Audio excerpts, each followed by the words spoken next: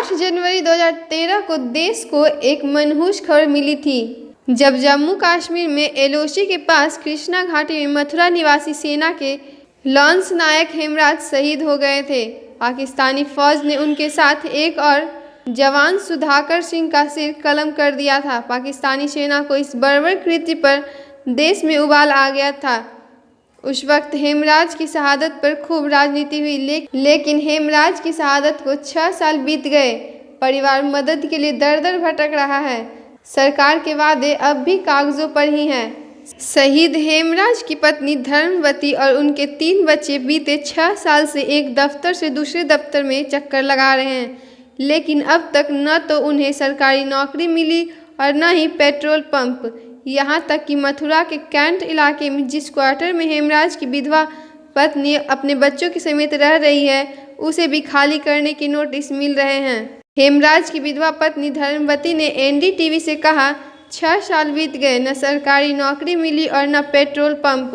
मंत्री राजनाथ सिंह से फरियाद कर चुकी हूँ और कई दफ्तरों में चक्कर काट चुकी हूँ। आने जाने का भाड़ा लग जाता है मगर काम होता नहीं है, लिहाजा अब घर बैठ गए हैं। यह वही शहीद हेमराज है जिसकी शहादत पर नरेंद्र मोदी से लेकर सुषमा स्वराज ने एक के बदले पाकिस्तान से 10 सिर लाने का दावा किए थे। हेमराज की शहादत के बाद बीजेपी ने कांग्रेस को कटघरे में खड़ा करने में कोई कसर नहीं छोड़ी। जमकर इस मुद्दे पर राजनीति भी हुई, लेकिन आज सरकार शहीद हेमराज के परिवार को भूल चुकी है। यही नहीं, सरकार से मिले 25 लाख रुपए में 10 लाख रुपए का फर्जीवाड़ा भी उनकी पत्नी के साथ हो चुका है। जब सेना का जवान बनकर आया एक व्यक्ति झांसा देकर 10 लाख रुपए लेकर फरार हो गया था।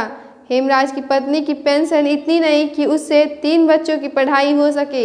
यह खबर पाकर एक समाज सेवी संगठन ने परिवार के मेडिकल और बेटी की पढ़ाई का खर्चा उठाने की बात कही है। मीरा श्री चैरिटेबल की मेंबर ललिता सहरावत ने कहा कि जब हम इनके गांव गए तो हमने देखा कि पेंशन से कैसे 3 बच्चों को पढ़ाया जा सकता है। बहुत दिक्कत होती है। मैं औरत हूँ, मैं समझती हूँ, इसलिए हमने खर्चा उठाने का फैसला किया है। यही नहीं, हर साल हेमराज की शहादत दिवस 8 जनवरी को उनके गांव में मनाया जाता है।